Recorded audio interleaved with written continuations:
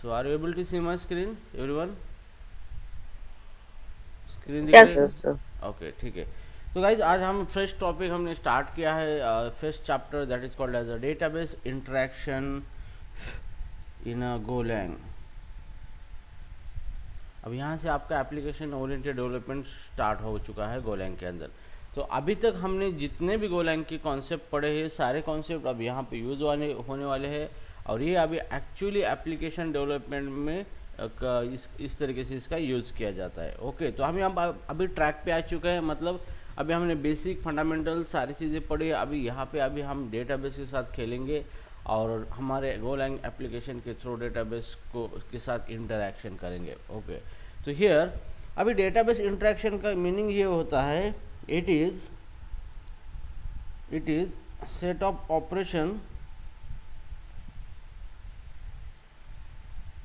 Perform to send perform to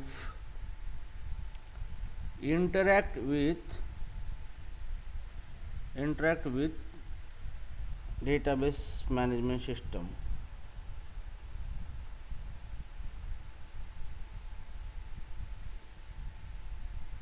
ठीक है, तो हम जो भी डेटाबेस सिस्टम है हमारे मैनेजमेंट उसके साथ हम गोलैंग इस तरीके से ऑपरेशन परफॉर्म करेंगे, गोलैंग उसके साथ इंटरेक्शन करेगा। इंटरेक्शन मीन्स दोनों के बीच में कुछ ना कुछ एक्शन होने वाली है।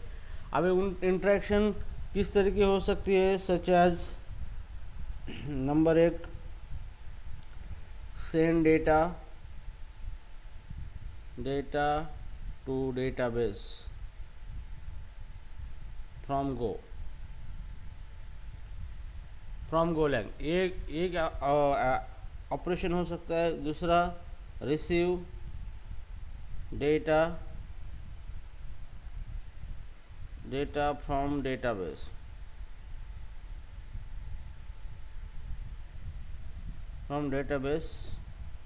Number 3 executing database services by passing SQL commands और डेटाबेस स्पेसिफिक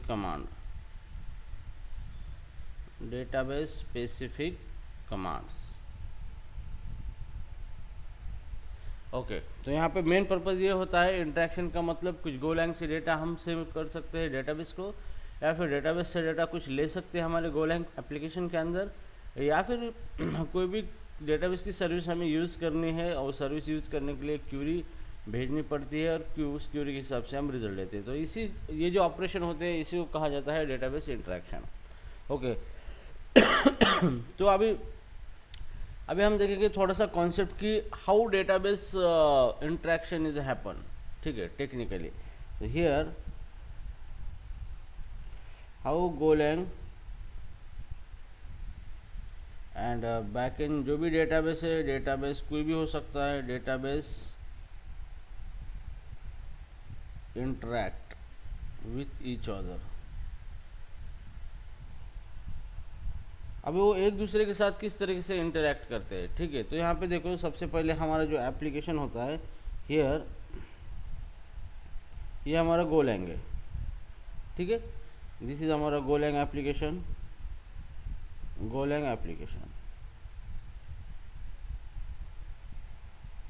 ठीक है, और नाउ यहाँ पे जो बैठा है यहाँ पे ये जो है हमारा ये है डेटाबेस सिस्टम। डेटाबेस को इस तरीके से रिप्रेजेंट किया जाता है।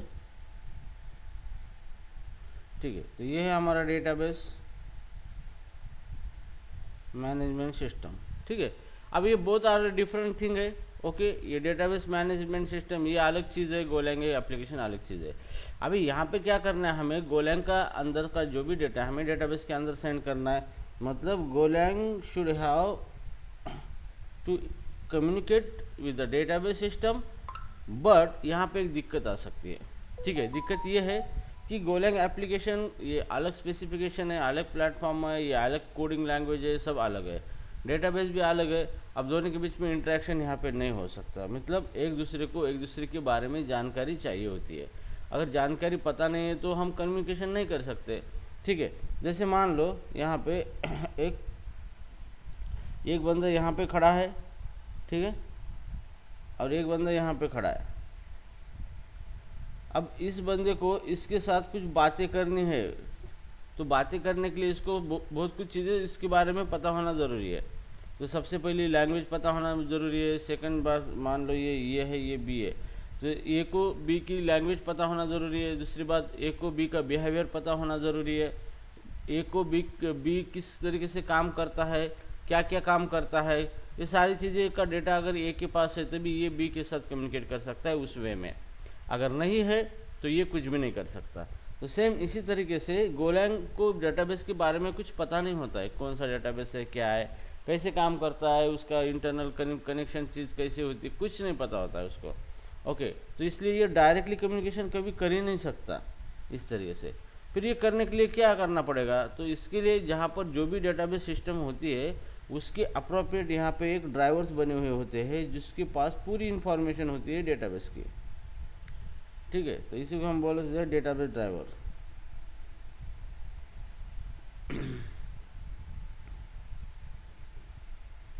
ये क्या होगा आपकी डेटाबेस ड्राइवर।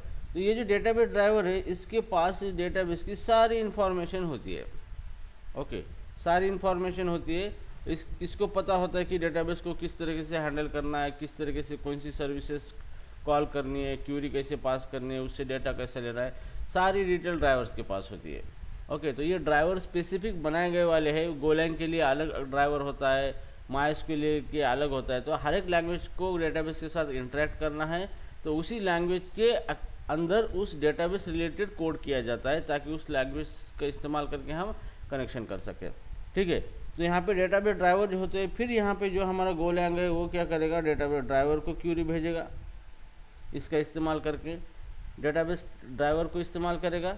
डेटाबेस ड्राइवर के थ्रू क्यूरी किसी भेजी जाएगी डेटाबेस को, फिर डेटाबेस का रिजल्ट यहाँ पे आएगा डेटाबेस ड्राइवर के पास और यहाँ से किसके अंदर आ जाएगा, गोलैंग के पास, ठीक है। तो ये सारी प्रोसेस होती है यहाँ पे, ठीक है।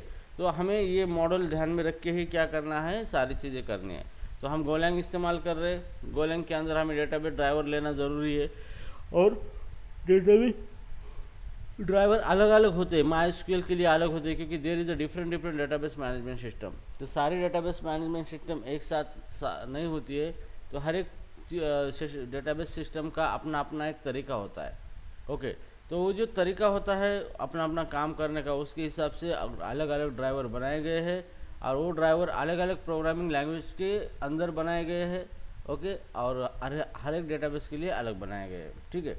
तो यहाँ पे जैसे भी हम डेटाबेस इस्तेमाल कर रहे हैं, यहाँ पे अभी हम यहाँ पे पोस्टग्रेस के लिए यूज़ करें तो हमें पोस्टग्रेस के रिलेटेड ड्राइवर्स को इंस्टॉल करना ज़रूरी है हमारे गोलैंग के अंदर, और फिर हम उसका इस्तेमाल करके डेटाबेस के साथ काम कर सकते हैं, ठीक है। तो यहाँ पे सिंपल मीनिंग यही है कि हमें डेटाबेस के साथ काम करना है, मतलब क्या करना है, हमारे गोलैंग एप्लीकेशन के थ्रू डेटाबेस सिस्टम को रन करना है, मतलब उसको कनेक्शन इस्टेब्लिश करना है, उसको क्यूरी भेजनी है और डेटा रिसीव करना है, बस यही काम करना है हमें, ठीक है। तो इस तरीके से क्या होता है कि डेटाबेस मैनेजमेंट सिस्टम के साथ गोलैंग कम्युनिकेशन करता है, ठीक है। Understood concept. So right now अब अभी हम यहाँ पे देखेंगे कि अलग अलग बहुत सारे ड्राइवर्स है, अलग अलग ड्राइवर्स हमें इस्तेमाल करना पड़ता है। ओके, तो सबसे पहले फर्स्ट स्टेप में हमें क्या करना है, डेटाबेस कनेक्शन इस्टेब्लिश करने के लिए यहाँ पे steps to establish a database connection. तो नंबर है यहाँ पे स्टेप्स स्टैब्लिश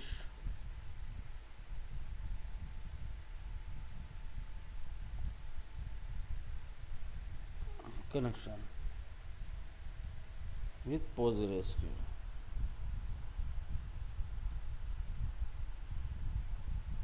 अब पोस्टग्रेसक्यूएल जो है उसके हम पोस्टग्रेसक्यूएल यूज़ कर रहे हैं गोलैंग के अंदर, तो हम पोस्टग्रेसक्यूएल के रिगार्डिंग ही डिस्कस करेंगे बातें, ठीक है।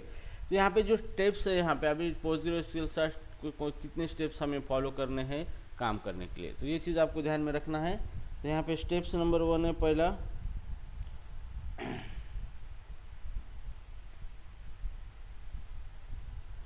choosing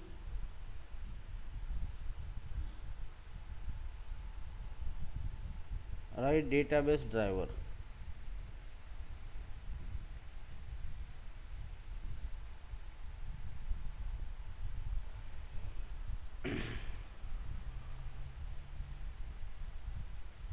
Okay. So here,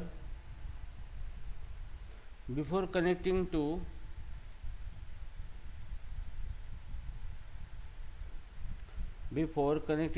a database,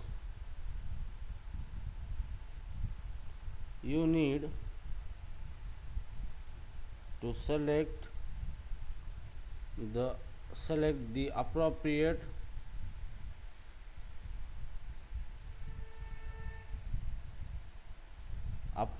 database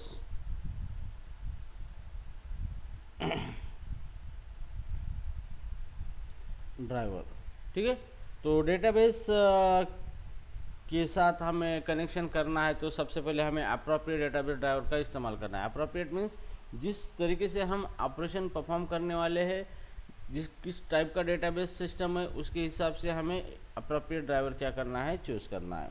ठीक है, तो here the driver translate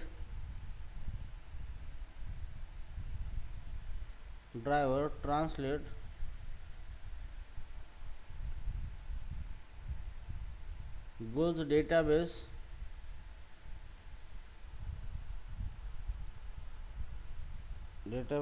SQL operation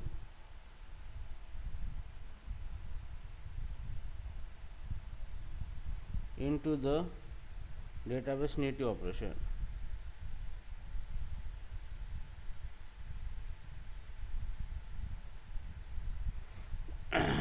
ठीक है, तो यहाँ पे डेटाबेस ड्राइवर का मेन पर्पज़ ये होता है कि जो भी हम क्यूरी भेज रहे हैं या फिर जो भी चीज़ एसक्यूएल का इस्तेमाल करके गोलैंग के अंदर एसक्यूएल पैकेज है उसका इस्तेमाल करके हम डेटाबेस के साथ कम्युनिकेशन करना चाहते हैं, तो वो गोलैंग के थ्रू जो भी चीज़ें आई है उसको डेटाबेस के नेटिव क्यूरी में ट्रांसलेट करता है ताकि डेटाबेस उसको अंडरस्टैंड कर सके और फिर डेटाबेस अपना काम करता है और उसका रिजल्ट हमें शो करता है। ठीक है, तो इसलिए हमें डेटाबेस ड्राइवर चूज़ करना पड़ता है। ठीक है, सो हियर जैसे मान लो कि हमारे पास अलग अलग डेटाबेस ड्राइवर है, तो जैसे यहाँ पे database driver, common database driver, अभी हम देखेंगे यहाँ पे कॉमन डेटाबेस ड्राइवर्स।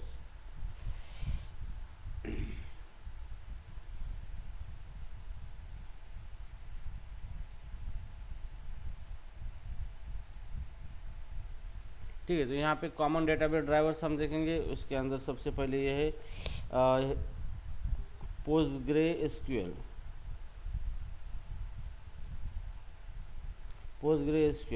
ये जो है इसके लिए ड्राइवर है, जैसे कि कहाँ पे ड्राइवर है, github.com/library/pq। ठीक है, तो ये एक ड्राइवर है डेटाबेस का। ठीक है, पोस्टग्रे के लिए नंबर सेकंड है पोस्टग्रेएसक्यूएल के लिए ये सेकंड ड्राइवर है पोस्टग्रे github.com/jaxc/pgx/v4। ये एक डेटाबेस ड्राइवर है। ओके, तो ये दोनों डेटाबेस ड्राइवर है यहाँ पे पोस्टग्रेएसक्यूएल के लिए, तो हम किसी का भी इस्तेमाल कर सकते हैं और डेटाबेस कनेक्शन के लिए। ठीक है, डेटाबेस को इंटरेक्ट करने के लिए।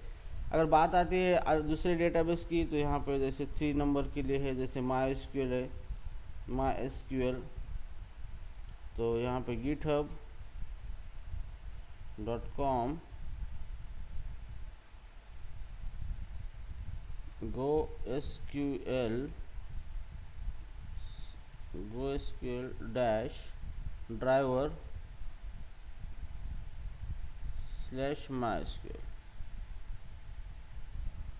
ठीक है, तो ये डेटाबेस ड्राइवर है, ये है आपके इसके लिए MySQL के लिए।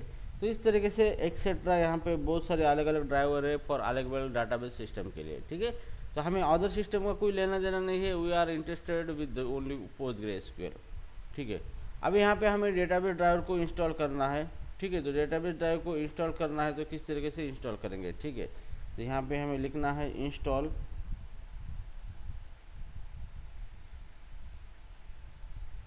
Database driver. डेटाबेस ड्राइवर को हम यहाँ पे क्या कर रहे हो, इंस्टॉल कर रहे हैं ठीक है। तो हियर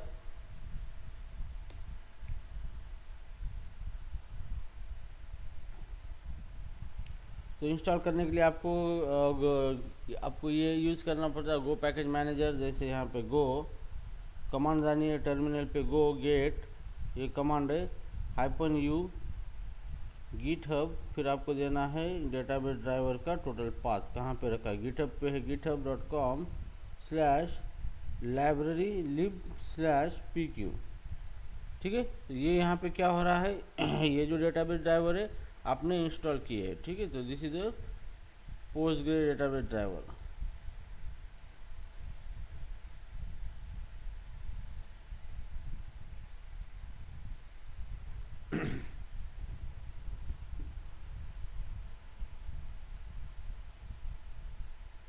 ठीक है, ये ड्राइवर आपने इंस्टॉल कर दिए, या फिर आपको लगता है कि आपको डेटाबेस दूसरा ड्राइवर इंस्टॉल करना है तो गो गेट -u github.com/jaxi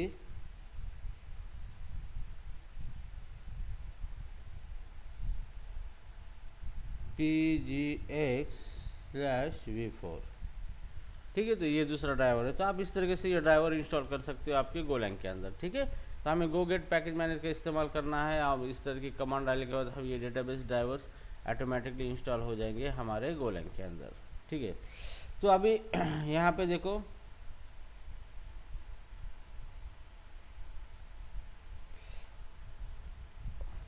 ओके। तो अभी हमें क्या करना है, डेटाबेस के साथ कम्युनिकेशन करने के लिए कुछ पैकेज की आवश्यकता है हमें। उस पैकेज का इस्तेमाल करके हम डेटाबेस के साथ कम्युनिकेशन कर सकते हैं इन गोलैंग के अंदर, ठीक है। तो here importing necessary packages,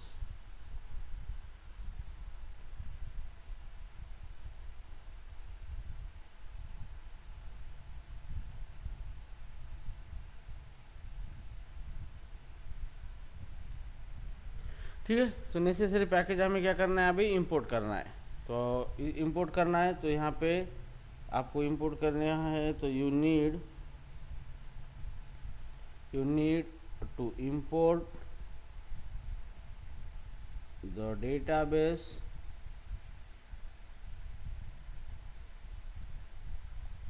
SQL package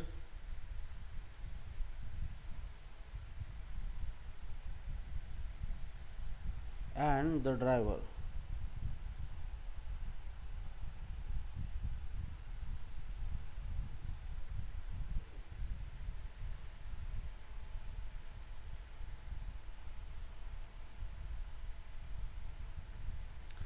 ठीक है। तो यहाँ पे ये अभी हमें डेटाबेस एसक्यूएल जो ये हमारा जो एसक्यूएल पैकेज है ये इंपॉर्टेंट है, इससे यूज़ करके हम क्वेरी फायर करेंगे और बैकग्राउंड में जो डेटाबेस इंस्टॉल किया है हमने ड्राइवर्स वो इसके बैकग्राउंड में वो काम करेंगे, ठीक है। तो हियर जैसे आप इंपोर्ट करेंगे तो जैसे ऑटोमेटिकली आपका ब्राउज़र गोलैंग जो एडिटर है वो वही इंपोर्ट करेगा ऑटोमेटिकली जैसे। लेकिन हम यहाँ पे देखेंगे फिर से इस तरीके से इंपोर्ट, जैसे हम देखेंगे डेटाबेस /SQL ये पैकेज है, ओके। ये कोर पैकेज है SQL का, इसका यूज़ करके हम SQL को कमांड भेज देंगे बैकग्राउंड में, जो भी ड्राइवर है उस ड्राइवर को कमांड जाएगी और वो फिर उसको नेटिव डेटाबेस में कन्वर्ट करेगा और डेटाबेस को सेंड करेगा, ठीक है ना। यहाँ पे सेकंड है, यहाँ पे अंडरस्कोर github.com, जैसे कि यहाँ पे /library/pq पोस्टग्रे, ओके। ये pq ये जो ड्राइवर है हमारा, ये ड्राइवर यहाँ पे हमने इंपोर्ट कर दिया है, ठीक है। तो ये मेन पैकेज ये दो है यहाँ पे इस तरीके से। तो ये दो पैकेज हमें ज़रूरी होते हैं डेटाबेस के साथ इंटरेक्शन करने के लिए गोलैंग के अंदर, ठीक है। अभी here the driver is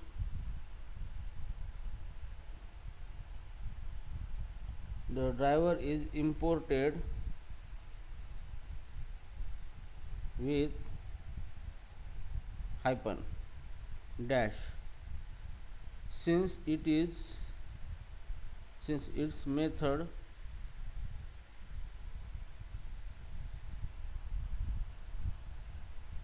are only used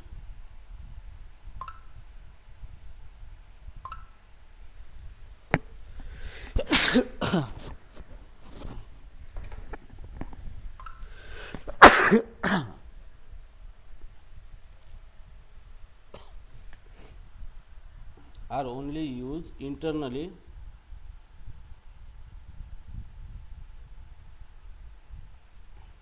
by database slash pq and not directly in your code, not directly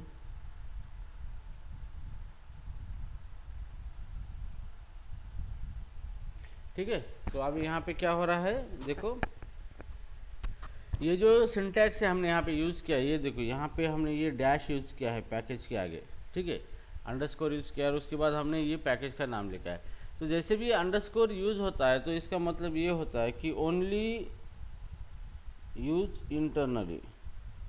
तो मतलब ये जो पैकेज हमने लिखा है तो इस पैकेज सिर्फ इंटरनली इसका यूज़ हो सकता है, हमारे प्रोग्राम की गोलैंग के अंदर हम कोडिंग में इसका इस्तेमाल नहीं कर सकते इस पैकेज का, ठीक है। तो हेयर यहाँ पे ये जो पैकेज है इसका जो इस्तेमाल कौन करता है, सिर्फ इंटरनली ये करता है कौन, डेटाबेस पीक्यू, मतलब डेटाबेस जो है हमारा एसक्यूएल है, सॉरी यहाँ पे, ठीक है। तो इंटरनली जो भी हमारा पैकेज है डेटाबेस एसक्यूएल वही क्या करता है, इसका इस्तेमाल कर सकता है, हमारे कोड के अंदर हम ये जो पैकेज है इसका इस्तेमाल नहीं कर सकते, ठीक है। तो इसलिए यहाँ पे अंडरस्कोर लगाया गया है, ठीक है। तो अभी चलो ये तो हो गया हमारा full phase the configuration require the things. अभी हम देखेंगे डेटाबेस के साथ कनेक्शन कैसे करना है। इस्टेब्लिश कनेक्शन, establishing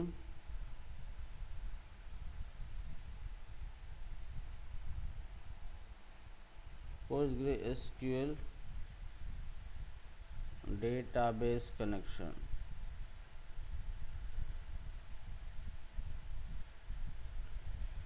ओके, सो डेटाबेस कनेक्शन का मतलब यही होता है कि पहले हमें एक ये डेटाबेस के साथ एक कम्युनिकेशन इस्टेब्लिश करना है, एक मीडियम इस्टेब्लिश करना है, जिसके बाद हम उसके साथ डेटा ट्रांसफ़र या रिसीव कर सकते हैं। तो इसके लिए हमें एक दोनों के बीच में एक कनेक्टिविटी जोड़ना है, कनेक्शन बनाना है, ठीक है। तो इसलिए हमें डेटाबेस का कनेक्शन करना ज़रूरी होता है, ठीक है। यहाँ पे to connect to database, to connect to a database use SQL dot open method, open function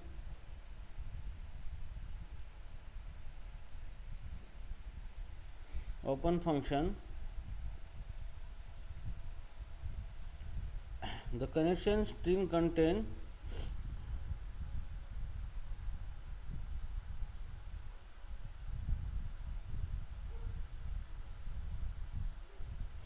the connection string contain details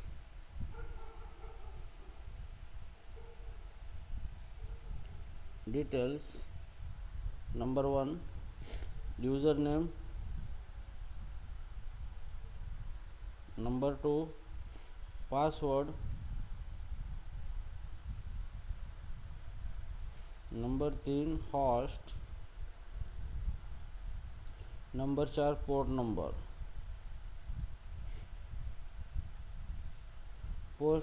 and port number and number 5 database name।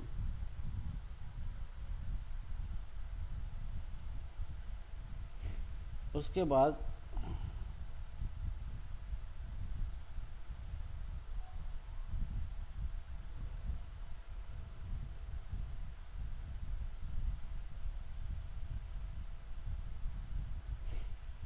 ठीक है, एंड any other required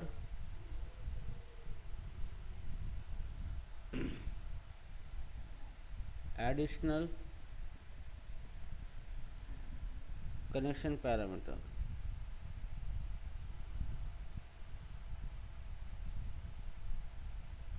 ठीक है, तो यहाँ पे देखो जो भी हमें डेटाबेस के साथ कनेक्शन करना है तो हमें किस चीज़ की आवश्यकता होती है। तो सबसे पहले हमें क्या लगता है, यूज़र नेम लगता है। ओके, तो यहाँ पे उसके बाद लगता है पासवर्ड चाहिए होता है, कौन सा डेटाबेस है उसका यूज़र नेम पासवर्ड। होस्ट मतलब वो डेटाबेस कहाँ पर है, किस सर्वर पे है, उसका आईपी एड्रेस है, या फिर लोकल होस्ट पे तो लोकल होस्ट है। पोर्ट नंबर मतलब उसका एक यूनिक आइडेंटिफिकेशन नंबर होता है, वो सर्वर किस पोर्ट पे रन हो रहा है। ठीक है, और उसके बाद डेटाबेस नेम, हम किस डेटाबेस के साथ कनेक्शन करना चाहते हैं ताकि हम जो भी क्यूरी सेंड करें वो क्यूरी उस डेटाबेस तक पहुंच सके। ठीक है, तो ये डिटेल हमें क्या करना पड़ता है, देना पड़ता है। और उसके बाद कुछ एडिशनल रिक्वायर्ड कनेक्शन पैरामीटर्स हो सकते हैं, ओके, जो कि इंटरनली डेटाबेस उसको यूज़ करता है, तो वो पैरामीटर भी हम यहाँ पे सेट कर सकते हैं। तो डेटाबेस का कनेक्शन इस्टेब्लिश करने के लिए आपको इस तरीके के क्या करना है, कनेक्शंस आपको पैरामीटर यूज़ करना है कनेक्शन बनाने के लिए। ठीक है, तो कनेक्शन बनाने के लिए हमें यहाँ पे सबसे बड़ा ज़रूरी है कनेक्शन स्ट्रिंग की ज़रूरत होती है। ठीक है, तो हम यहाँ पे देखेंगे डेटाबेस कनेक्शन स्ट्रिंग। ठीक है, अब ये जो डेटाबेस कनेक्शन स्ट्रिंग होते हैं, database connection string contain database related information in a specific structure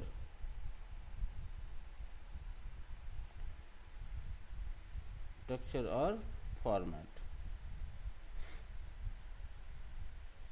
structure and format. ठीक है, तो ये डेटाबेस कनेक्शन स्ट्रिंग हम इसको कहते हैं। डेटाबेस कनेक्शन स्ट्रिंग का मतलब ये होता है कि डेटाबेस के साथ कनेक्शन करने के लिए एक स्ट्रिंग बनाई जाती है, तो जिसके अंदर डेटाबेस के रिलेटेड इन्फॉर्मेशन रखी जाती है एक स्पेसिफिक स्ट्रक्चर में, जैसे की वैल्यू पेयर में रखी जाती है।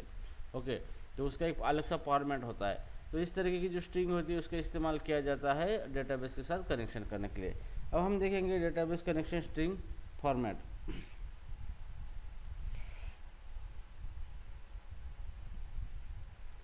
डेटाबेस कनेक्शन स्ट्रिंग फॉर्मेट समझ में आ रहा है क्या गाइज?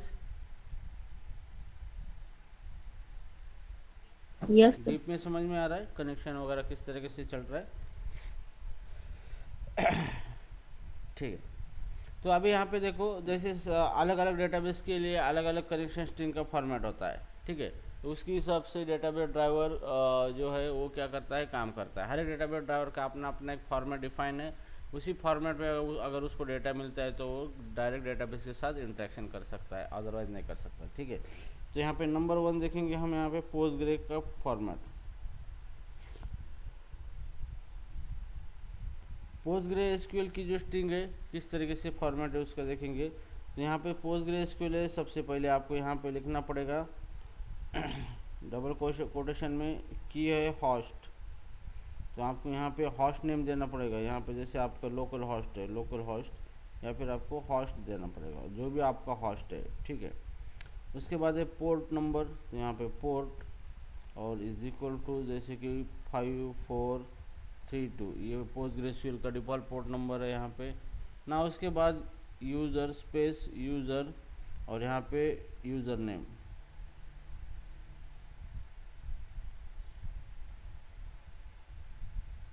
यूज़र नेम जो भी नेम है हमारे डेटाबेस का यूज़र का, वो यूज़र नेम आएगा यहाँ पे। उसके बाद आएगा कंटिन्यू डीबी नेम, डेटाबेस आप किस डेटाबेस के साथ कनेक्शन करना चाहते हो, डीबी नेम यहाँ पे यूज़र डीबी नेम जो आपको देना है यहाँ पे देना है। फिर आपको देना है यहाँ पे पासवर्ड स्पेस पासवर्ड, ये एक ही स्ट्रिंग में हो रहा है सब कुछ, पासवर्ड और यहाँ पे डीबी पासवर्ड। जो भी आपका डेटाबेस का पासवर्ड है, और यहाँ पे SSL मोड, ये इंटरनल एडिशनल पैरामीटर है। SSL secure socket layer mode कहा जाता है उसको, mode is equal to disable, और ये कनेक्शन स्ट्रिंग क्लोज हो गया। ठीक है, तो ये कनेक्शन स्ट्रिंग है इसके लिए अपने PostgreSQL के लिए। ठीक है, तो यहाँ पे MySQL के लिए भी अलग कनेक्शन स्ट्रिंग है, बाकी डेटाबेस के लिए भी अलग अलग कनेक्शन स्ट्रिंग है। तो हमें यहाँ पे डेटा इस कनेक्शन स्ट्रिंग के अंदर प्रिपेयर करना है। तो यहाँ पे जो होस्ट है, लोकल होस्ट, तो यहाँ पे अभी मैं एग्जांपल देता हूँ किस तरीके से। मान लो हमारे पास कुछ डिटेल है, जैसे हमारा होस्ट है, मतलब होस्ट मतलब किस सर्वर पे डेटा हमारा रन हो रहा है, किस कंप्यूटर के ऊपर। ठीक है, तो हमारा सर्वर जो है मान लो कि लोकल है, मतलब सेम सर्वर पे हम गोलैंग भी रन कर रहे हैं और पोस्टग्रे भी कर रहे हैं। तो यहाँ पे लोकल होस्ट नाम क्या होगा हमारा, लोकेस्ट होल होगा। In case of both are in same computer system. अगर गोलैंग डेवलपमेंट एप्लीकेशन भी उसी कंप्यूटर पे है और उसी के ऊपर ही आपका क्या है डेटाबेस रन हो रहा है, तो यहाँ पे आप डेटाबेस को लोकल होस्ट के इस्तेमाल करके रेफर कर सकते हो। ठीक है, क्योंकि लोकल होस्ट मतलब यहाँ पे एक आईपी एड्रेस है, उसी आईपी एड्रेस के ऊपर वो रन हो रहा है। ओके, मतलब वो आपका लोकल कंपोनेंट है। या फिर आपका कोई रिमोट सिस्टम है, रिमोट सिस्टम कि आपका डेटाबेस किसी दूर है सर्वर के ऊपर, तो उसका आईपी एड्रेस है मान लो कि 192.168.202.143, ये उसका आईपी एड्रेस है। ओके, तो इस आईपी एड्रेस से ये आईपी एड्रेस जिस कंप्यूटर का है उस कंप्यूटर के ऊपर डेटाबेस स्टोर है, तो ये हो गया आपका होस्ट हो गया। ठीक है ना, अभी उसके बाद हम देखेंगे पोर्ट नंबर। तो यहाँ पे अब पोर्ट नंबर के बारे में मैंने आपको पहले ही पढ़ाया था। पोर्ट नंबर क्या होता है, तो it is unique identification number provided by the operating system to the process who require the network capability. तो जो भी नेटवर्क रिलेटेड सॉफ्टवेयर सिस्टम होते हैं अलग अलग, तो उनको ऑपरेटिंग सिस्टम एक नंबर असाइन करती है, और बेस्ड ऑन दैट नंबर जो भी नेटवर्क रिलेटेड रिक्वेस्ट वगैरह आती है तो उसी प्रोसेस को भेजी जाती है उस पोर्ट के ऊपर।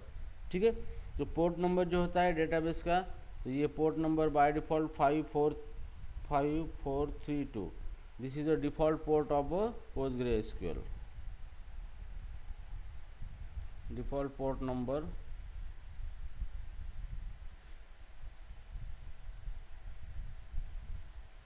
ठीक है, तो default port number of PostgreSQL। ठीक है, तो ये पोर्ट नंबर है, कस्टमाइज करके कौन सा भी रख सकते हैं, लेकिन ध्यान में रखना है जो भी पोर्ट नंबर है वो आपको आपके पास डिटेल होना चाहिए। ठीक है, अब ना इसके बाद है यहाँ पे यूज़र नेम।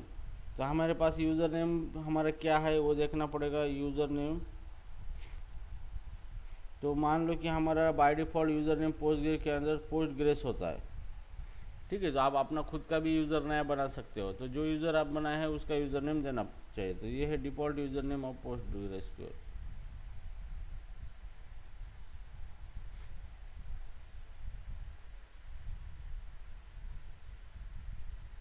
ठीक है, ये हो गया आपका डिफ़ॉल्ट यूज़र नेम। ठीक है, उसके बाद आपको यहाँ पे चाहिए यूज़र नेम के बाद डाटाबेस नेम, या फिर यहाँ पे पासवर्ड लिखते हैं हम, पासवर्ड योर PostgreSQL। तो जो भी आपका पासवर्ड है यहाँ पे PostgreSQL का, वो पासवर्ड आपको चाहिए यहाँ पे। ठीक है ना, उसके बाद आता है DB नेम। क्या आता है यहाँ पे, database name.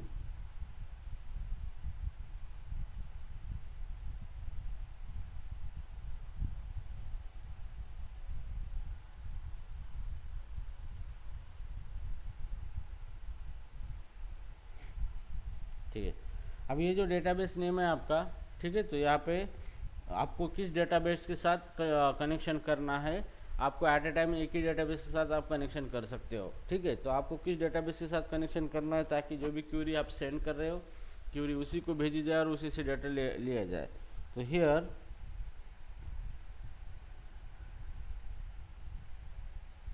Database name to विच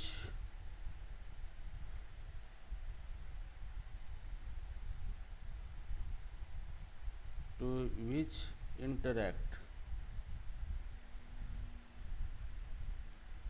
ठीक है, तो डेटाबेस का नाम देना है जिसके साथ इंटरेक्ट करना है गोलैंग का। इंटरेक्शन मतलब यहाँ पे डेटा रिलेटेड ऑपरेशन करना है, जैसे डेटा रिसीव करना है, सेंड करना है, जो कुछ भी करना है। ठीक है, तो इस तरीके से आपको ये चीज़ें यहाँ पे लगने वाली है कनेक्शन स्ट्रिंग। तो चलो अभी हम यहाँ पे ऐसे एज्यूम करते हैं कि हमारे पास कनेक्शन स्ट्रिंग डेटा अवेलेबल है, हम कनेक्शन स्ट्रिंग बनाएंगे। ठीक है, यहाँ पे कनेक्शन स्ट्रिंग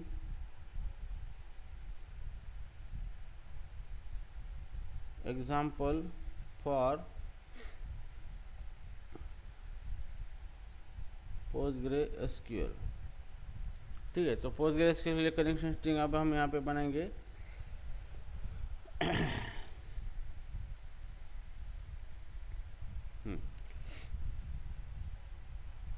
तो देखो यहाँ पे हमारा हॉस्ट है, तो सबसे पहले हम यहाँ पे हॉस्ट लिखेंगे,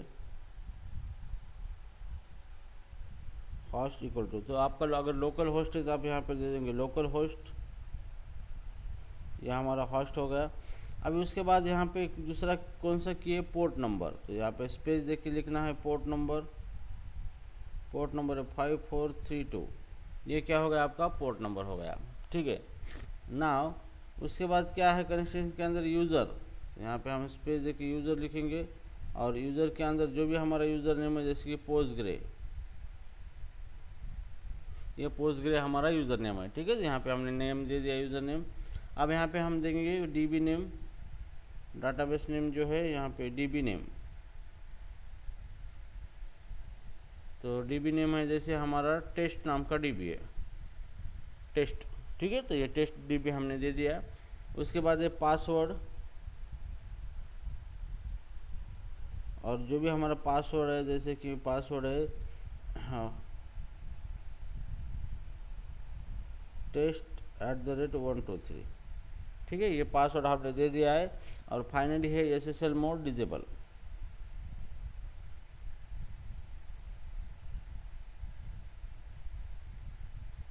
और यहाँ पे कनेक्शन स्ट्रिंग क्लोज। ठीक है, तो ये है आपकी कनेक्शन स्ट्रिंग अभी बन चुकी है। तो यहाँ पे आपका डेटाबेस के साथ कनेक्शन होगा, किसके साथ, टेस्ट डेटाबेस के साथ कनेक्शन होगा। ठीक है, तो आपने पोस्टग्रे के साथ सक्सेसफुली कनेक्शन करने के लिए स्ट्रिंग बनाई है। ठीक है, अभी ये स्ट्रिंग का इस्तेमाल करके हम इस कनेक्शन क्या करेंगे, इस्टेब्लिश करेंगे। ठीक है, तो हियर अगर मान लो ये पोस्टग्रे का है, अगर आपको सैंपल दिखाना है कनेक्शन स्ट्रिंग कैसी चेंज होती है, जैसे अगर मान लो कि MySQL connection string, MySQL database,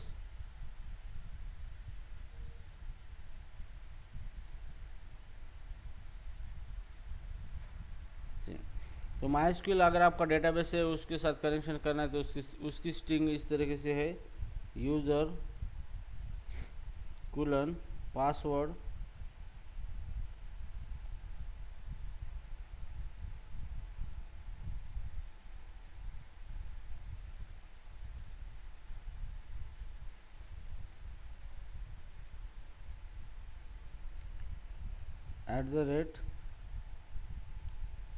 @TCP local host 3306 port number /db name. ठीक है, तो ये देखो इस तरीके से क्या है MySQL की कनेक्शन स्ट्रिंग है। तो यहाँ पे आपको यूज़र नेम देना है, यहाँ पे पासवर्ड देना है, TCP ऑटोमेटिकली कनेक्शन घेता है, ट्रांसपोर्ट कंट्रोल प्रोटोकॉल, आपको होस्ट देना है, यहाँ पे लोकल होस्ट है, IP एड्रेस, यहाँ पे आपको पोर्ट देना है, और कौन सा डेटाबेस सिस्टम है, डाटाबेस नेम है वो देना है। तो इस तरीके से देखो ये कनेक्शन स्ट्रिंग चेंज होती है अलग अलग डेटाबेस के हिसाब से। ठीक है, सो अभी हम देखेंगे डेटाबेस कनेक्शन इस्टेब्लिश किस तरीके से करेंगे। ठीक है, तो connect making connection with the PostgreSQL।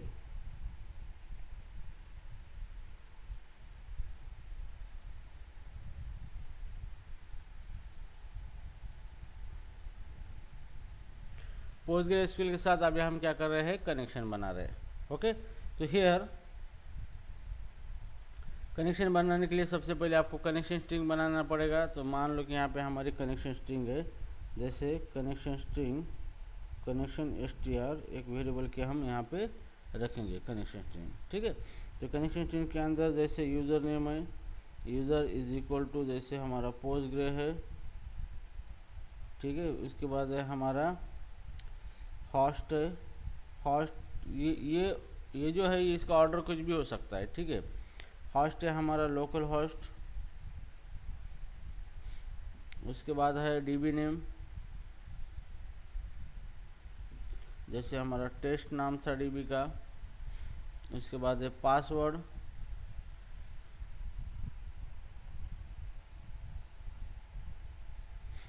जैसे पासवर्ड है टेस्ट @123।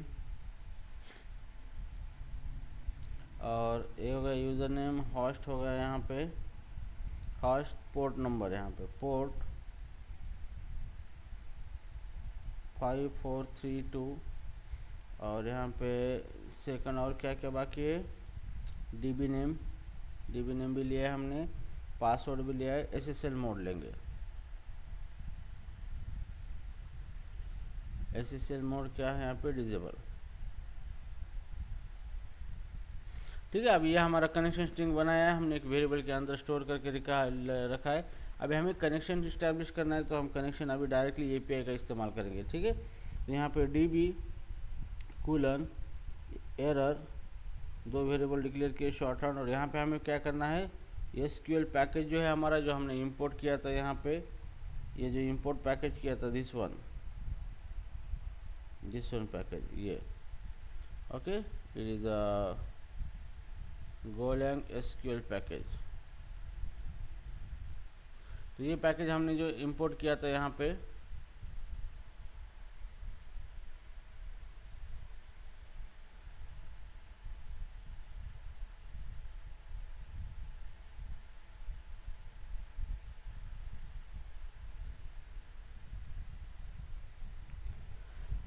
ठीक है, ये पैकेज का इस्तेमाल करेंगे। एसक्यूएल डॉट, उसका कौन सा मेथड है, ओपन मेथड, ओपन। और इसको हमें क्या पास करना है, यहाँ पे डेटाबेस का नाम देना है, आप किस डेटाबेस के साथ कनेक्ट करना चाहते हो।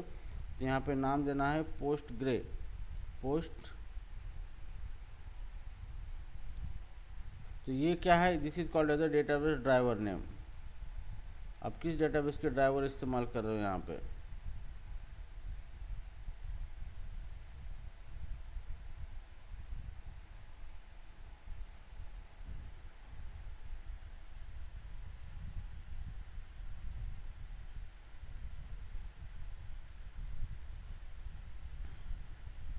डेटाबेस ड्राइवर नेम, ठीक है, आपको मेंशन करना है।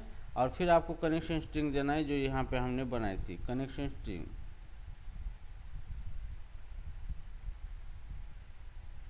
ठीक है, तो ये इस तरीके से इस फंक्शन को हमें कॉल करना है। ठीक है, तो हियर जैसे भी हम इसको कॉल करेंगे, ये फंक्शन रन होगा और ये हमें दो चीज़ें देगा।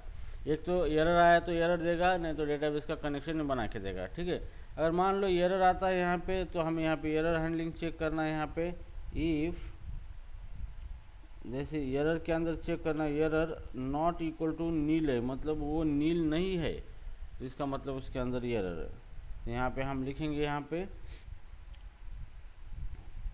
fmt.println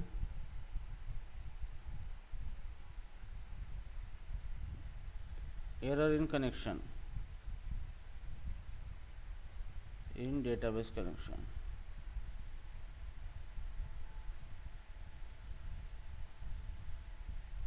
ठीक है, और यहाँ से हम रिटर्न कर देंगे जो भी फंक्शन है। ठीक है, तो इस तरीके से आप क्या कर सकते हो, डेटाबेस का कनेक्शन बना सकते हो। You can establish a database connection.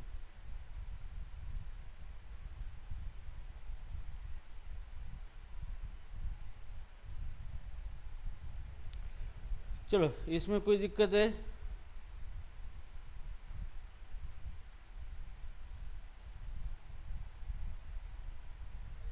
नहीं सर।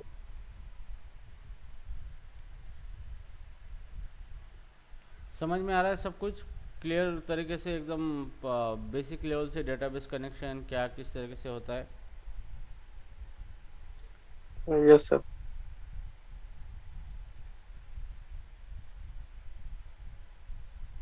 ठीक है, तो ये हो गया। अभी हम देखेंगे pinging database.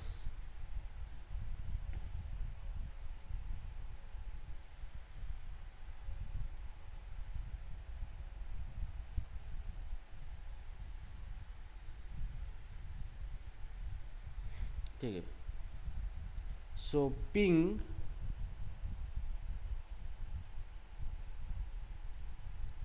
verify a connection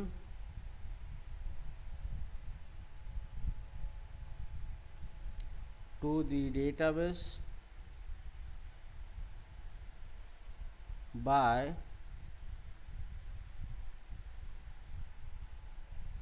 trying to establish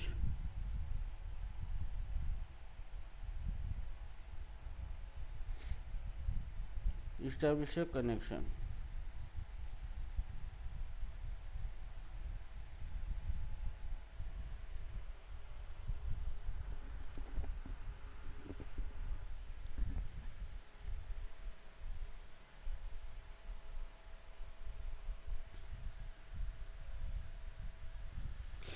ठीक है, तो यहाँ पे ping verify connection to the database by trying to establish connection. तो पिंग कमांड जो पिंग है, यहाँ पे हम पिंग का इस्तेमाल जब करेंगे तो ये क्या करेगा कि डेटाबेस के साथ कम्युनिकेशन हुआ या नहीं हुआ है ये हमें बता देगा। ठीक है, मतलब कुछ डेटा डेटाबेस से रिट्राइव करके देखेगा तो उससे पता चलेगा कि ये डेटाबेस के साथ कनेक्शन हो रहा है या नहीं हो रहा है। Okay, so it is a good practice,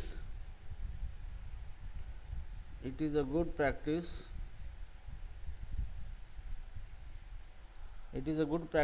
to ping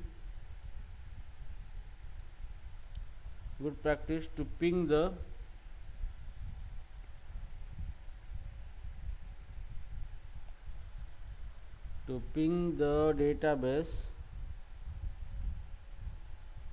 after opening it।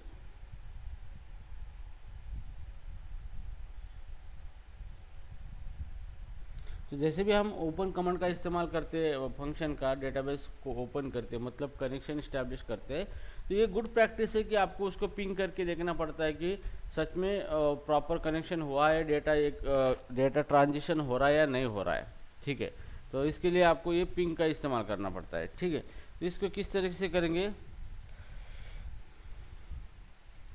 You can use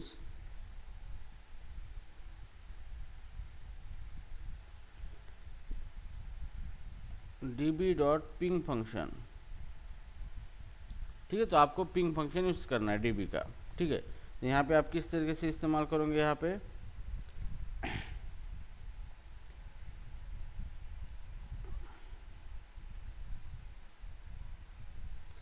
जैसे हमने कनेक्शन ऑलरेडी यहाँ पे देखा था कनेक्शन किस तरीके से बनाया जाता है, तो फिर से मैं बनाऊंगा यहाँ पे db:error और यहाँ पे sql.open फंक्शन था हमारा, और यहाँ पे हम देंगे ड्राइवर का नाम। ड्राइवर का नाम क्या था हमारा, पोस्टग्रेस। ठीक है, यहाँ पे ड्राइवर नेम है पोस्टग्रेस। ठीक है, और यहाँ पे हम कनेक्शन स्ट्रिंग देंगे कनेक्शन str। ठीक है, तो यहाँ पे हम इसको DNS भी बोल सकते हैं। क्या बोल सकते हैं, DNS। इसी को बोला जाता है डेटा सोर्स नेम। ओके, तो ये डेटा सोर्स नेम भी इसको कहा जाता है DNS। Okay, so right now here अभी हमने ओपन कमांड का इस्तेमाल करके बाद चेक किया है, अगर एरर नॉट इक्वल टू अगर नील है तो मतलब एरर आया है। सो fmt println error in connection, इतना तो हमने देखा था और यहाँ से ये रिटर्न करेगा। ठीक है, अगर एरर नहीं आया तो फिर हमें इसको पिंग करके देखना पड़ेगा। तो इफ़ जो भी एरर नहीं आया मतलब ये डीबी ऑब्जेक्ट बन चुका है हमारा। अब यहाँ पे हम देखेंगे, यहाँ पे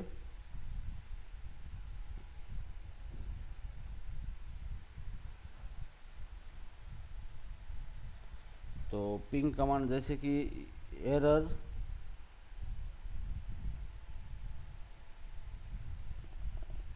यहाँ पे, ठीक है, db error colon equal to, अभी हमें db, ये जो db है हमारा, इसको इसके अंदर की मेथड है db.ping मेथड को कॉल करना है हमें।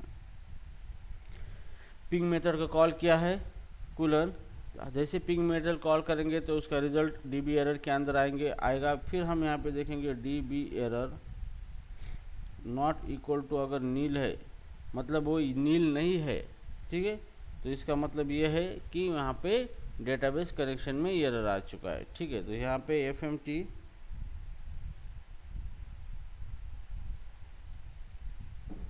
println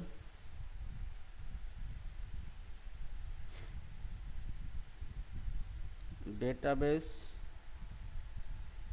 connection fail.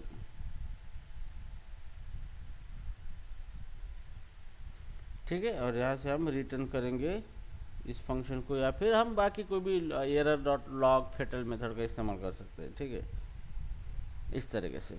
ओके, तो ये है आपका database ping. Okay, it verify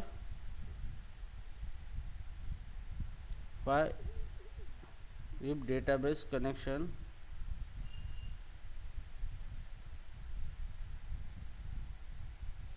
working for transition।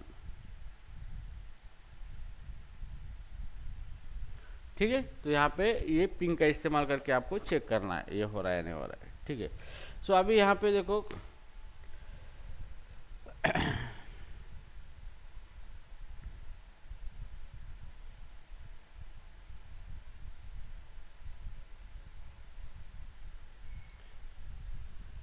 ठीक है, तो अभी यहाँ पे हम देखेंगे एसक्यूएल क्वेरी को किस तरीके से अब एग्जीक्यूट करना है। ठीक है, तो ये सारे स्टेप्स आपको ध्यान में रखने हैं, और ये स्टेप्स के अकॉर्डिंग ही आप डेटाबेस के साथ कम्युनिकेशन कर सकते हो।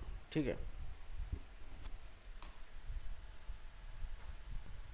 ठीक है। अभी हम देखेंगे एग्जीक्यूटिंग एसक्यूएल स्टेटमेंट।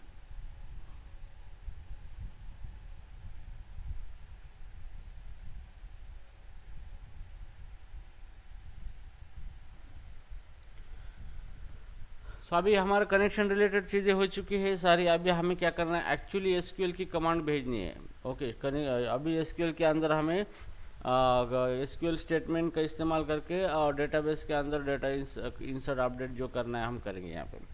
ठीक है, तो हियर यू कैन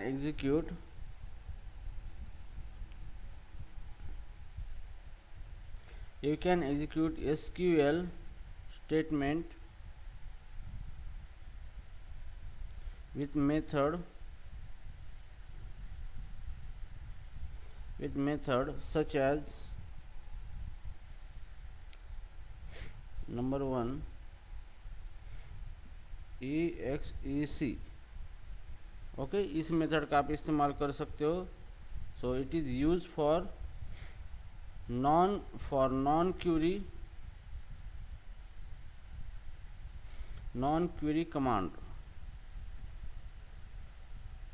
तो एसक्यूएल की जो भी नॉन क्वेरी कमांड्स होती है, मतलब जो डेटा रिटर्न नहीं करती है, इस तरीके की जो भी कमांड्स होती है स्टेटमेंट, उसी को नॉन क्वेरी कमांड कहा जाता है। ठीक है, तो क्वेरी का मतलब जहाँ पे हम डेटा रिटर्न होता है, लेकिन नॉन क्वेरी मतलब हम सिर्फ डेटाबेस के अंदर कुछ ऑपरेशन परफॉर्म करने के लिए क्वेरी भेजते हैं, लेकिन उससे डेटा कोई रिटर्न नहीं किया जाता। ठीक है, तो उसी को बोला जाता है नॉन क्वेरी कमांड। तो ये नॉन क्वेरी कमांड एग्जीक्यूट करने के लिए हमें EXEC एग्जीक्यूट जो फंक्शन है इसका इस्तेमाल करना पड़ता है। ठीक है, तो हियर जैसे कि एग्जांपल में नॉन क्वेरी कमांड कौन सी होती है, इंसर्ट अपडेट डिलीट। तो इस क्वेरी से हम किसी डेटाबेस का डेटा रिट्राइव नहीं करते, यहाँ पे रिकॉर्ड नहीं करते। ठीक है, और यहाँ पे सेकंड जो है, सेकंड जो यूज होता है query and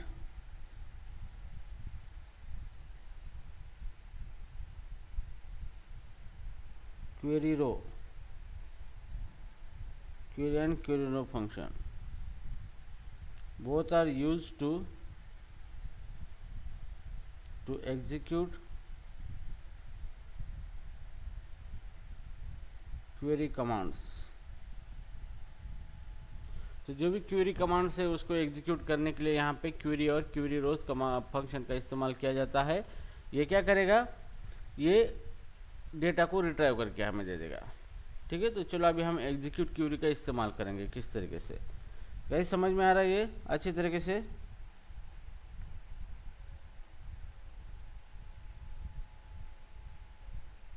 hello, yes sir. समजायला का सगळ्यांना समजतंय का? समझ में आ रहा है ये चीज किस तरीके से हो रहा है? हो सर, चलो, समझत आहे. तो ई एक्स ई सी एग्जीक्यूट कहा जाता है। तो execute is use for executing SQL command, for executing SQL commands that don't return rows। ठीक है, तो जो भी कमांड होती है आपकी जो कुछ रो रिटर्न नहीं करती, इस तरह की कमांड आपको रन करनी, तो आप यहाँ पे EXEC का इस्तेमाल कर सकते हो। ठीक है, इस फंक्शन का इस्तेमाल कर सकते हो।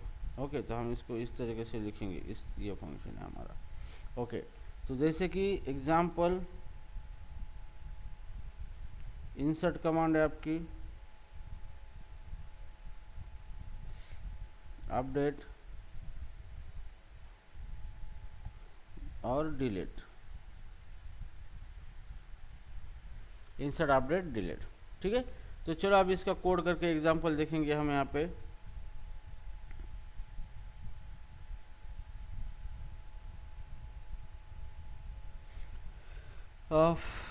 मुझे हमें कमांड फायर करनी है, जैसे डेटाबेस, जैसे हमारा यहाँ पे डेटाबेस का नाम है हमारा डेटाबेस।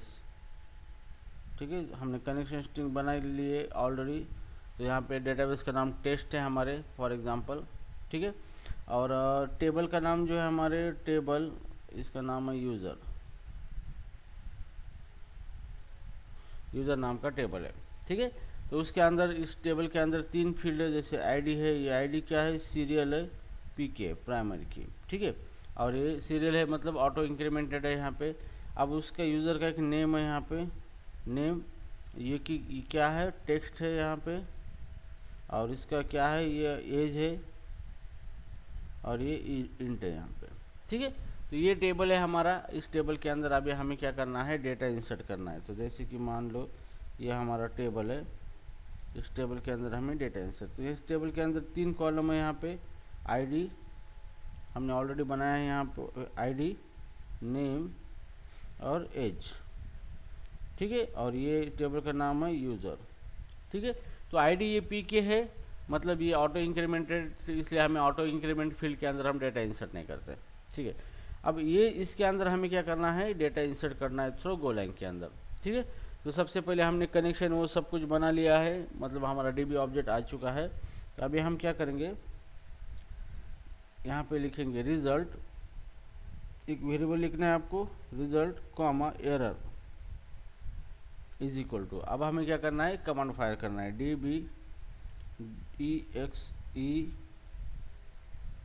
EXEC। ठीक है, और इसके अंदर हमें कमांड देना है, कमांड क्या थी हमारी, इंसर्ट, सेम कमांड जो हम पोस्टग्रेम में देते थे, इंसर्ट इनटू, टेबल का नाम क्या है, यूज़र, और हम क्या देने वाले हैं उसको, नेम कॉमा एज, सेम जो डेटाबेस में कमांड देते थे। ठीक है, अब इसके आगे हम देंगे वैल्यूज़, और वैल्यूज़ हमें देना है यहाँ पे $1 और यहाँ पे $2,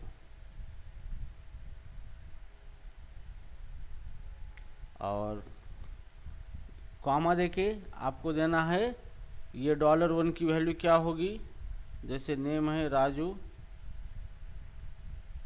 कॉमा उसका एज है 40। ठीक है, अब यहाँ पे ये क्या होगा, ये जो कमांड है insert into name as values, अब डॉलर की जगह क्या आएगा, राजू आएगा $1 की जगह, और ये 40 कहाँ पे आएगा, $2 की जगह आएगा। ठीक है, तो इस तरीके से आप क्या कर सकते हो, डेटा इसके अंदर दे सकते हो। ठीक है, तो ये होगा आपका कमांड। जैसे ही फंक्शन रन होगा, यहाँ पे हमें चेक करना error, if error not equal to, अगर नील है तो ये नील नहीं, तो यहाँ पे जैसे कि हम लॉक करेंगे, log dot fatal method call करेंगे, और यहाँ पे हम एरर को लॉक करेंगे, प्रिंट करेंगे। ठीक है, तो यहाँ पे हमारा क्या होगा, टर्मिनेट होगा यहाँ पे। अगर नील नहीं है मतलब डेटा सक्सेसफुल इंसर्ट हुआ है, तो हम चेक करेंगे कि सच में डेटा इंसर्ट हुआ या नहीं हुआ है, मतलब कितने रो अफेक्टेड हुए हैं। ठीक है, तो जैसे भी मेरा यहाँ पे इंसर्ट हुआ है तो एक रो अफेक्टेड होना चाहिए, तो इसका हमें रिजल्ट लेना है। तो हम यहाँ पे लेंगे, यहाँ पे रो अफेक्टेड कॉमा अंडरस्कोर, हमें एरर ट्रैक नहीं करना है, is equal to short hand variable. अब ये जो रिजल्ट है यहाँ पे, ये रिजल्ट को ले लेंगे, रिजल्ट डॉट, और इसकी मेथड है रोज अफेक्टेड। ठीक है, तो ये रोज अफेक्टेड मेथड क्या करेगा, अगर ये क्वेरी सच में रन हुआ है तो डेटाबेस के अंदर कितने रो अफेक्टेड हुए हैं, इंसर्ट हुए, उतना काउंट दे देगा। ठीक है, अब मान लो जैसे क्वेरी सक्सेसफुली इंसर्ट हुआ है तो आईडी के अंदर क्या चला गया 1, और नेम क्या चला गया राजू, और एज क्या चला गया 40। तो कितना रो अफेक्टेड हुआ है, यहाँ पे 1 रो अफेक्ट हुआ है, एक रो इंसर्ट हुआ है। तो ये अफेक्टेड क्या करेगा, 1 रिटर्न करेगा, क्या करेगा 1 रिटर्न करेगा अफेक्टेड के अंदर। ठीक है, फिर आप यहाँ पे चेक कर सकते हो इसके कितने रो अफेक्टेड हुए हैं, या फिर इफ के अंदर अभी आप लिख सकते हो मैसेज, या फिर आप मैसेज दे सकते हो कि FMT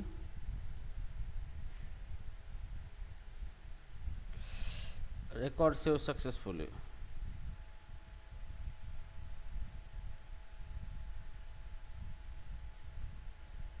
कॉमा, और यहाँ पे अफेक्टेड रो जो है वो आप देंगे, यहाँ पे रो अफेक्टेड कितनी रो अफेक्ट हुए हैं। ठीक है, तो इस तरीके से आप क्या कर सकते हो, आपने पहला ऑपरेशन परफॉर्म किया है डेटाबेस के ऊपर, तो यहाँ पे इसके ऊपर जो है आपको डेटाबेस कनेक्शन इस्टेब्लिश करना है, फिर पिंग करना है, और उसके बाद ये उसकी स्टेप है लास्ट पिंग के बाद के। तो इससे पहले आपको ये 2 स्टेप्स करना है, ये 2 स्टेप्स, पहले ये स्टेप्स करनी है नंबर 1, फिर उसको पिंग करके देखना है, ये है नंबर 2 स्टेप, और फिर ये आने के बाद ये आपको DB ऑब्जेक्ट मिल गया DB, और फिर इसका इस्तेमाल करके आपको क्या करना है, db.exe मेथड कॉल करके रिजल्ट लेना है 3rd स्टेप में। ठीक है, तो इस तरीके से आप क्या कर सकते हो, डेटा इंसर्ट कर सकते हो। तो आपको और एक रिकॉर्ड इंसर्ट करना है तो फिर से ये क्यूरी आपको फायर करनी पड़ेगी। ठीक है, तो इस तरीके से आप क्या कर सकते हो, यहाँ पे डेटा इंसर्ट कर सकते हो with the help of the EXEC method in data आपके इसके अंदर पोस्टग्रेस के टेबल के अंदर। Okay,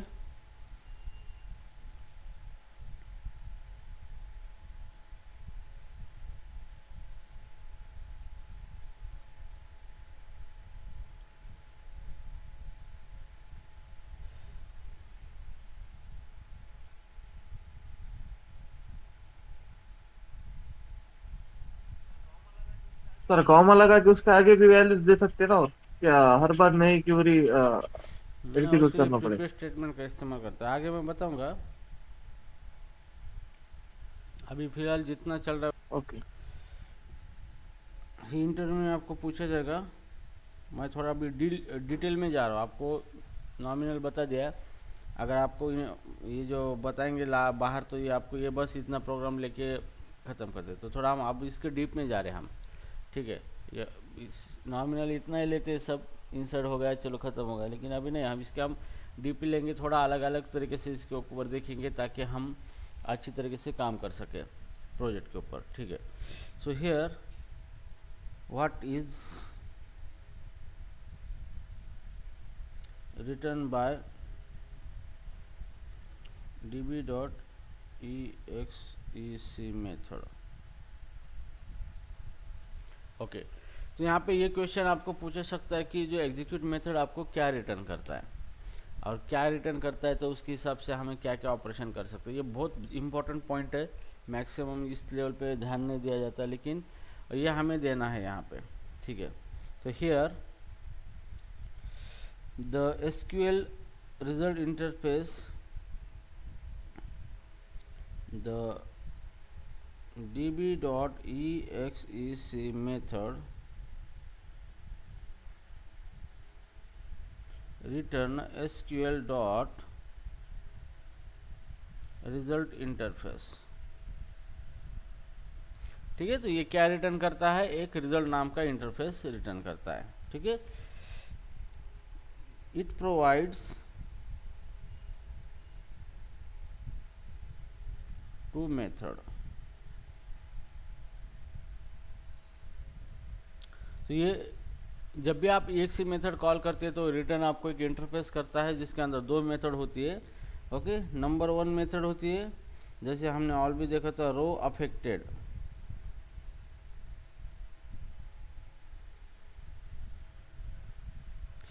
return the number of rose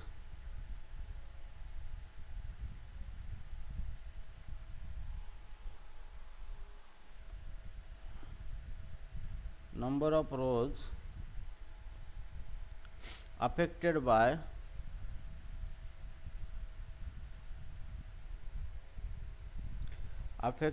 the query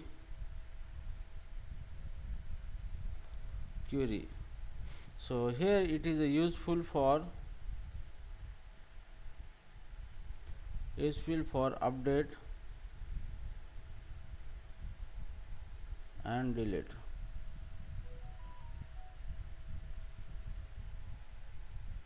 Operation.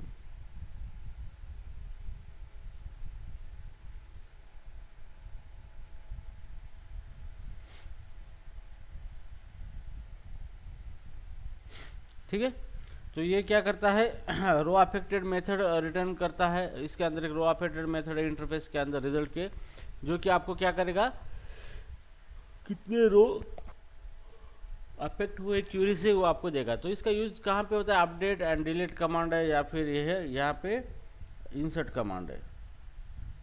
ठीक है, तो जैसे कि ये EXE मेथड यूज होता है नॉन क्यूरी कमांड के लिए।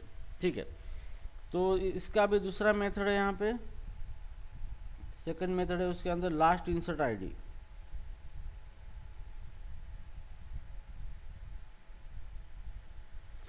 ये मेथड बहुत बार यूज होता है, क्योंकि कभी कभी क्या होता है कि हम मल्टीपल टेबल के अंदर डेटा एक साथ सेंड करते हैं ट्रांजैक्शन का इस्तेमाल करके। तो एक साथ एक टेबल का डेटा स्टोर करने के बाद उसका आईडी लेते हैं, फिर वो आईडी दूसरे टेबल के अंदर बाइंड कर देते हैं, फिर उसका आईडी निकालते हैं तीसरे टेबल के अंदर। तो इस तरीके के एक ही ट्रांजैक्शन में सारे ऑपरेशन हम करते हैं, तो उस टाइम ये मेथड का इस्तेमाल होता है कि जो भी रिकॉर्ड हमने इंसर्ट किया है उस रिकॉर्ड का क्या आईडी है वो रिटर्न करेगा, ऑटो जनरेटेड आईडी जो भी है, या फिर प्राइमरी की आईडी वो रिटर्न करेगा। ठीक है, so here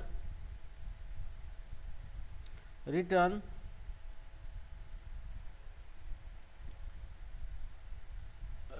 the ID of the last inserted row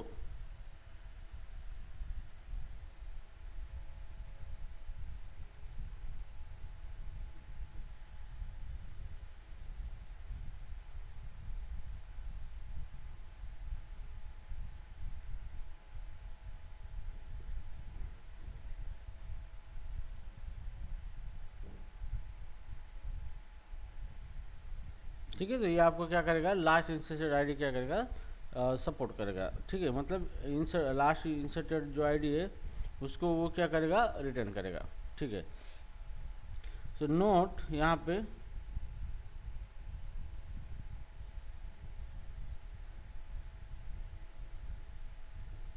this operation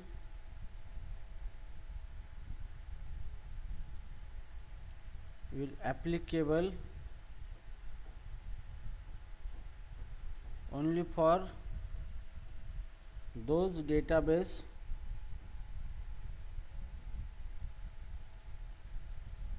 that support of this। ठीक है, तो ये जो ऑपरेशन है लास्ट इंटर आईडी, ये उसी डेटाबेस के साथ सपोर्ट करेगा जो डेटाबेस इस ऑपरेशन को सपोर्ट करते हैं। ठीक है, अगर कोई डेटाबेस आप यूज़ कर रहे हो और आप लास्ट इंटरेस्ट आईडी आप यूज़ कर रहे हो उसके, तो अगर वो डेटाबेस उसको सपोर्ट नहीं करता है तो आपको रन टाइम पैनिक देगा, एरर देगा आपको। ठीक है, तो इस तरीके से ये हर किसी भी डेटाबेस के साथ वर्क नहीं करेगा, जो डेटाबेस का सपोर्ट है इसके लिए उसी के साथ ही ये वर्क करेगा। ठीक है, तो अभी हियर चलो अभी हम क्या करेंगे,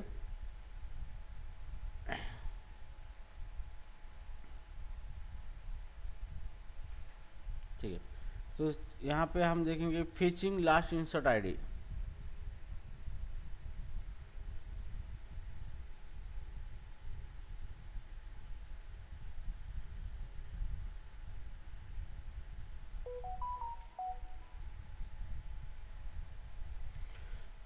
ओके, तो यहाँ पे लास्ट इंसर्ट आईडी अभी हमें लेना है। तो जैसे हम यहाँ पे क्या करेंगे, किस तरीके से जब भी हम क्यूरी फायर करते हैं, यहाँ पे क्यूरी फायर करने के बाद हमें last ID comma error is equal to, और जो भी हमारा रिजल्ट आया है रिजल्ट डॉट उसकी मेथड है रो last insert ID.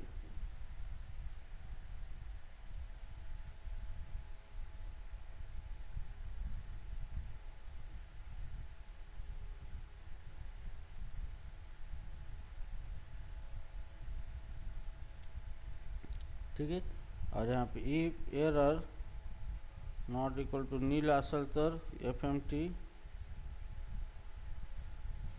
println error occur does not support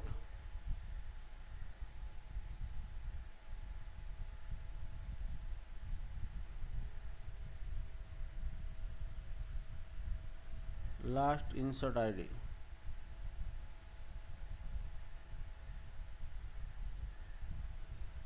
ठीक है, इस तरह से मैसेज दे दिया हमने, और यहाँ पे log डॉट फेटल, और एरर को हमने लॉक कर दिया यहाँ पे। ठीक है, अगर यहाँ पे एरर नहीं आता है मतलब सपोर्टेड है, तो लास्ट इंसर्ट आईडी में आईडी आएगा, तो fmt डॉट println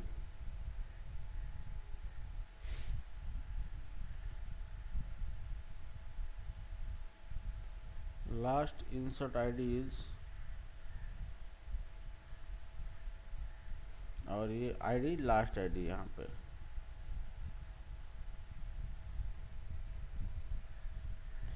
ठीक है, तो इस तरीके से क्या होगा, ये आप लास्ट इंसर्ट आईडी क्या कर सकते हो, फेच कर सकते हो आपके डेटाबेस के अंदर से। ठीक है, तो जैसे इस केस में ये क्यूरी हमारी फायर हुई थी, यहाँ पे रिकॉर्ड यहाँ पे हमारा इंसर्ट हुआ था यहाँ पे एक, तो इसका आईडी क्या है प्राइमरी 1, तो यहाँ पे ये 1 को क्या करेगा, रिटर्न करेगा।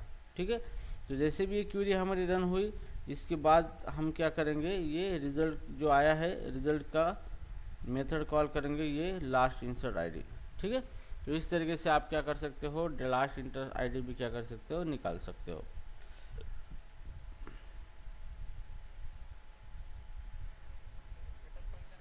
सर फेटल फंक्शन काय करते सर? लॉग का फंक्शन है फेटल। फेटल का मतलब क्या करता है कि ये प्रोग्राम को स्टॉप कर देता है यहाँ पे, और आपका जो लॉग मतलब क्या, एक फाइल बनती है उसके अंदर एरर रिकॉर्ड करके रखता है यहाँ पे।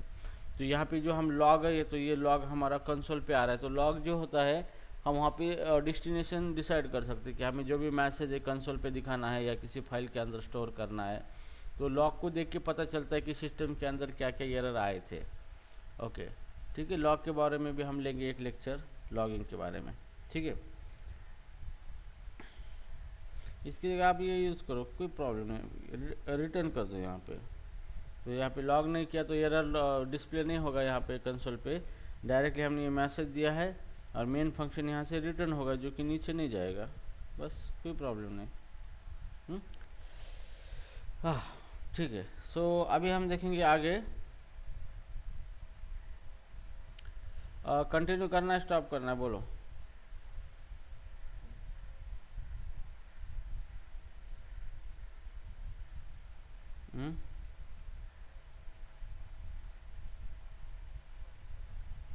बस सर आज के लिए।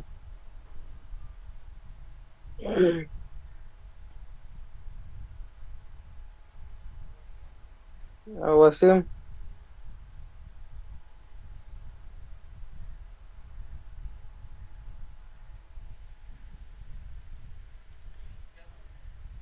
क्या sir?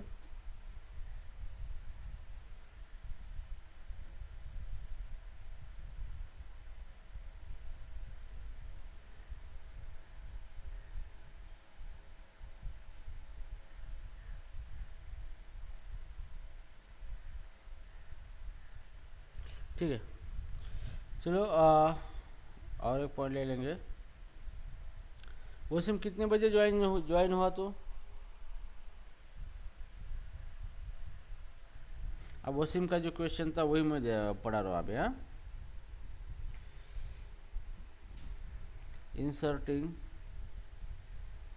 Multiple row rows with exec in a single statement।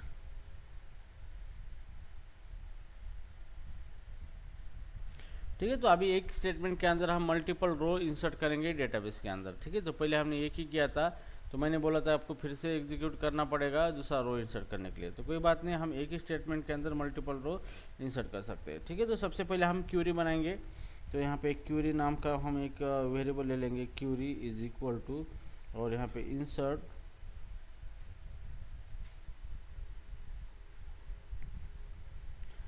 Into table का नाम क्या था, यूजर, और क्या इंसर्ट करने वाले हम उसके अंदर, नेम एंड एज। ठीक है, इतना तो फिक्स है। अभी हम यहाँ पे ले लेंगे वैल्यूज,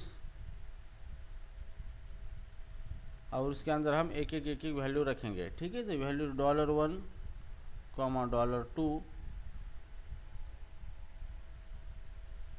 ये एक हो गया हमारा, कॉमा फिर से यहाँ पे $3 $4 वेरिएबल के नाम देना है हमें, और ये प्लेस होल्डर है, डॉलर मतलब प्लेस होल्डर है, ये आपको देना पड़ेगा। ठीक है, तो उसके पैरामीटर पहले $1 $3 $4, फिर $5 और $6।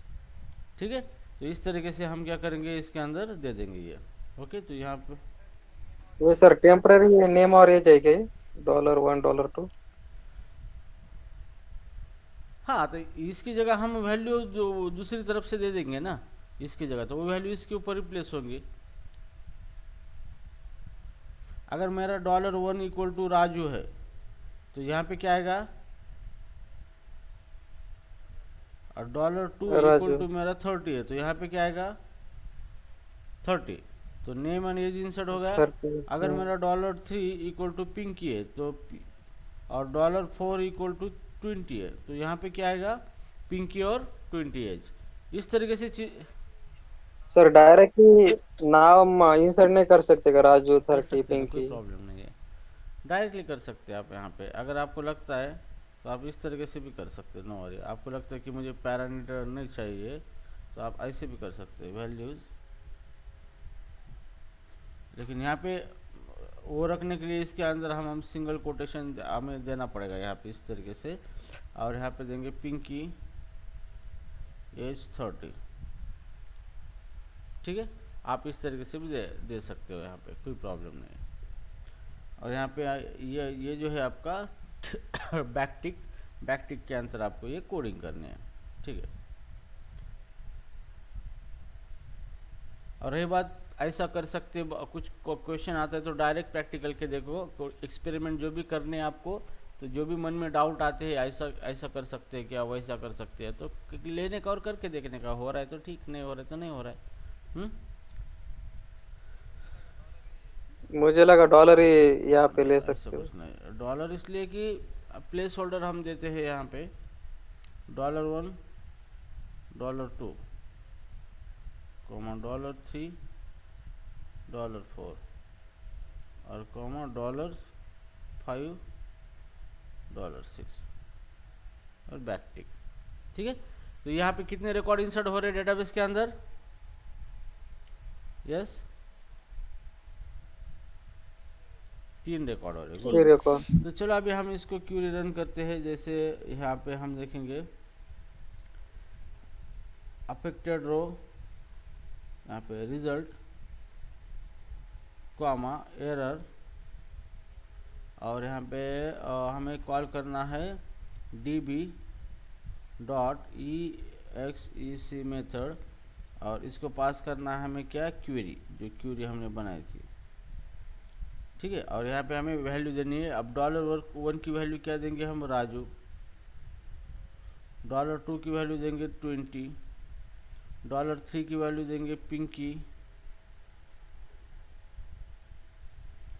$4 की वैल्यू देंगे 30, और $5 की वैल्यू देंगे मनु, एंड $6 की वैल्यू देंगे 4। ठीक है, इस तरीके से। अब राइट नाउ अभी हमें चेक करना है error if not equal to, अगर नील है तो यहाँ पे हम दे देंगे एरर fmt.println।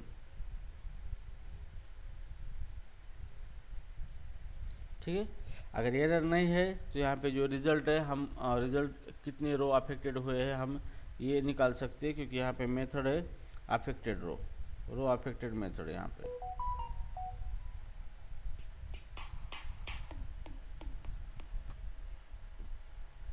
ठीक है, ओके। तो अभी हम ये जो है मेथड इसको कॉल करेंगे तो अफेक्टेड रो लेने के लिए। तो हम यहाँ पे लिखेंगे रो अफेक्टेड, कितने रो अफेक्ट हुए हैं, रो अफेक्टेड, और यहाँ पे हमने लास्ट इंटर आईडी और यहाँ पे रो अफेक्टेड।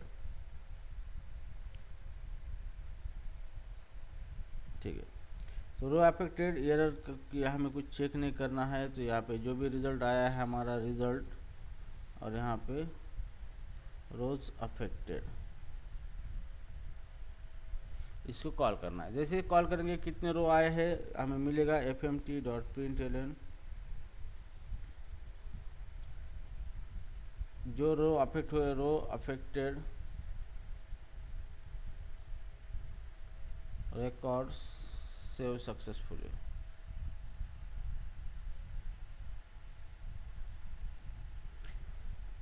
ठीक है, तो इस तरीके से आपको मैसेज आएगा। तो यहाँ पे कितने रो अफेक्ट हुए, 3 रो, तो आउटपुट आएगा यहाँ पे 3 रिकॉर्ड्स सेव्ड सक्सेसफुली।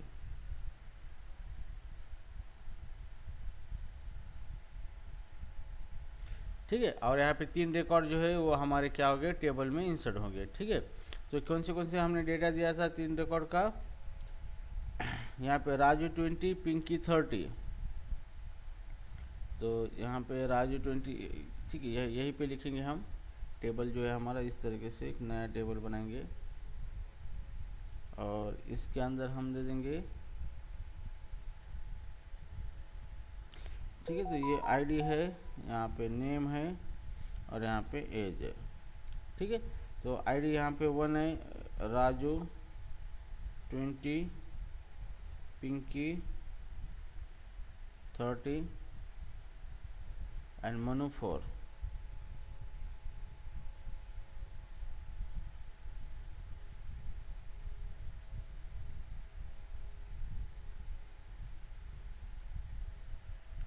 ठीक है, तो अफेक्टेड रो कितने हो गए, 3 रो इंसर्ट हो गए, तो ये हो गए 3 अफेक्टेड रो।